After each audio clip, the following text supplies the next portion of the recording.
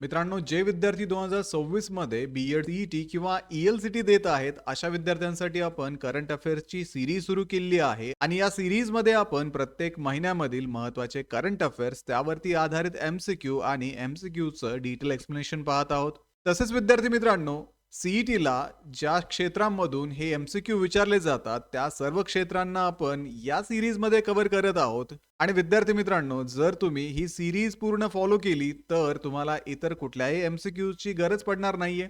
तसेच विद्यार्थी मित्रांनो, या व्हिडिओमध्ये आपण डिसेंबर महिन्यामधील महत्त्वाचे करंट अफेअर्स डिस्कस करणार आहोत. तर हॅलो विद्यार्थी मित्रांनो, मी तुमचा एज्युकेटर अरविंद आणि तुमचं स्वागत आहे ग्लोबल ऑनलाईनमध्ये. मित्रांनो, महाराष्ट्र बी-एड, सी-ई-टी आणि ई-एल-सी-टी साठी असणाऱ्या लाईव्ह बॅचेस ग्लोबल ऑनलाईनमध्ये 26 जानेवारी 2026 पासून सुरू होत आहेत.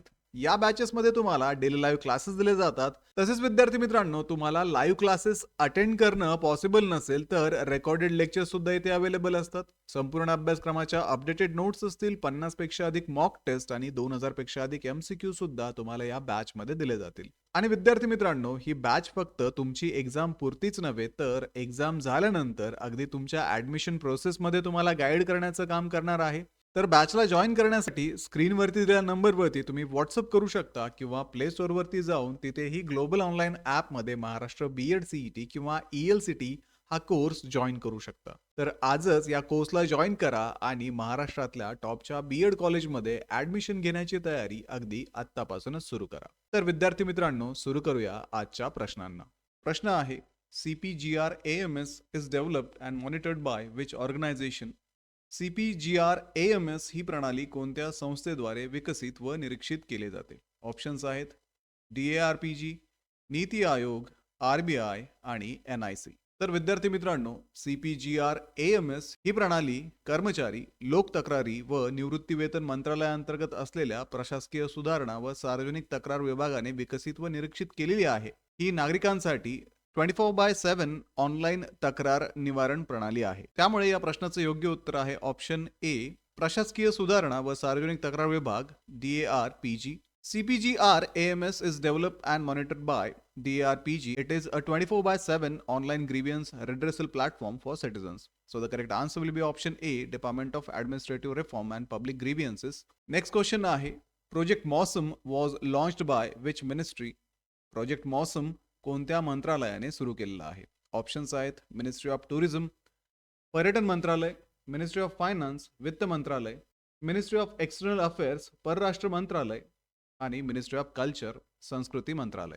तर विद्यार्थी मित्रांनो, 2014 मध्ये प्रोजेक्ट मोसम संस्कृती मंत्रालयाने सुरू केला आहे.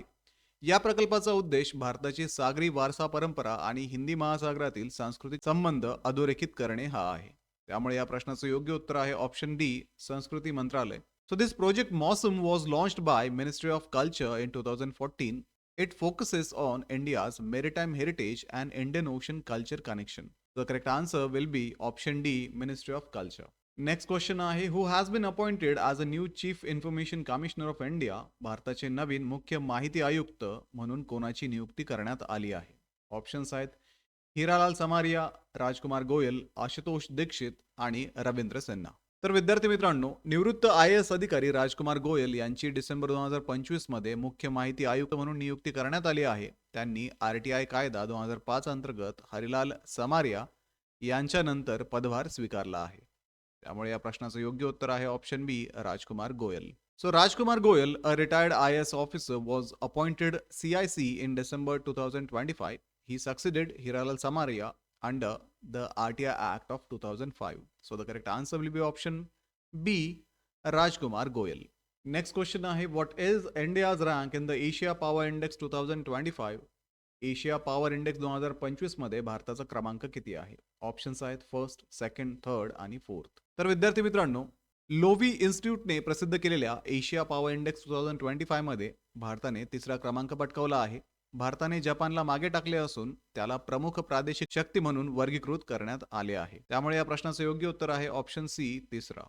So India ranked third in the Asia Power Index 2025 released by Lowy Institute. It surpassed Japan and is classified as major regional power. So the correct answer will be option C, third. Which mission aims to create a digital database of livestock across India? भारतभर पशुधनाचा digital database तयार करण्याचा उद्देश कोणत्या मोहिमेचा आहे? Options आहेत Gokul mission, Bharat पशुपालन mission, livestock information network of India, national digital livestock mission. तर विद्यार्थी मित्रांनो, नॅशनल डिजिटल लाईव्हस्टॉक मिशनचा उद्देश देशभरातील पशुधन माहिती डिजिटल स्वरूपात नोंदवणे हा आहे.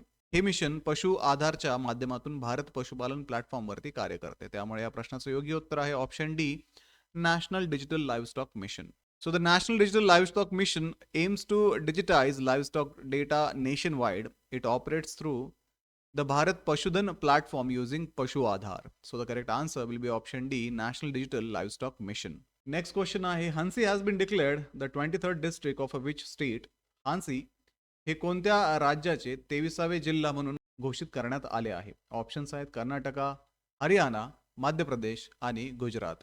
तर हांसीला हरियाणाचा 23वा जिल्हा म्हणून घोषित करण्यात आले आहे. प्रशासकीय कार्यक्षमता वाढवण्यासाठी हा जिल्हा हिसार जिल्ह्यातून वेगळा करण्यात आला आहे. त्यामुळे ऑप्शन बी हरियाणा या प्रश्नाचं योग्य उत्तर असणार आहे.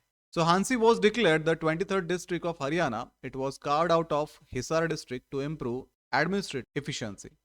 So the correct answer will be option B, Haryana. Next question आहे, which country recorded the highest number of doping violation in 2024 as per the WADA? WADA च्या माहितीनुसार 2024 मध्ये सर्वाधिक डोपिंग उल्लंघन कोणत्या देशात नोंदवले गेले आहे? ऑप्शन्स आहेत रशिया, चायना, इंडिया आणि फ्रान्स. तर WADA नुसार 2024 मध्ये भारतात 260 डोपिंग प्रकरणे नोंदवली गेली असून ही संख्या सर्वाधिक आहे. ही आकडेवारी NADA कडून करण्यात आलेल्या तीव्र चाचण्यांचे प्रतिबिंब दर्शवते. त्यामुळे ऑप्शन सी भारत या प्रश्नाचं योग्य उत्तर आहे. So India recorded the highest doping violation in 2024 with the 26 cases according to WADA. The data reflects intensified testing by NADA. So the correct answer will be option C, India. Next question आहे, which countries co-sponsored the establishment of UNAOC? UNAOC म्हणजेच united nation alliance of civilization ही स्थापना कोणत्या दोन देशांनी संयुक्तपणे केली आहे? ऑप्शन्स आहेत India and France, USA and Germany, Spain and Turkey, USA, UK and Canada. तर विद्यार्थी मित्रांनो, संयुक्त राष्ट्रांची अलायन्स ऑफ सिव्हिलायझेशन ही संस्था 2005 मध्ये स्पेन आणि तुर्की यांच्या सहप्रायोजकत्वाखाली स्थापन झाली असून ती सांस्कृतिक संवाद आणि जागतिक सलोखा वाढवते. त्यामुळे या प्रश्नाचं योग्य उत्तर आहे ऑप्शन सी, स्पेन आणि Turkey. So united nation of alliance of civilization was co-sponsored by Spain and Turkey in 2005. It promotes intercultural dialogue and global harmony. So the correct answer will be option C, Spain and Turkey. पुढचा प्रश्न आहे, which organization released Bhasha Matters, the State of Education Report for India 2025? Bhasha Matters, the State of Education Report of India 2025 हा अहवाल कोणत्या संस्थेने प्रकाशित केला आहे? ऑप्शन्स आहेत युनिसेफ, UNDP, वर्ल्ड बँक आणि युनेस्को. तर विद्यार्थी मित्रांनो, युनेस्कोने 2025 मध्ये भाषा मॅटर्स हा अहवाल प्रसिद्ध केला आहे. भारतातील शैक्षणिक गुणवत्ता सुधारण्यासाठी मातृभाषा आधारित बहुभाषिक शिक्षणावरती या अहवालाचा विशेष भर आहे. त्यामुळे या प्रश्नाचं योग्य उत्तर आहे option D, UNESCO. So UNESCO released the Bhasha Matter report in 2025. It stresses mother tongue based multilingual education to improve learning outcome in India. So the correct answer will be option D, UNESCO.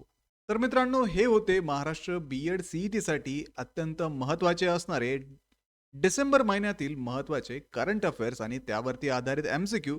आजच्या या व्हिडिओमध्ये आपण ते सर्व MCQ आणि MCQ वरती आधारित current affairs discuss केलेले आहेत.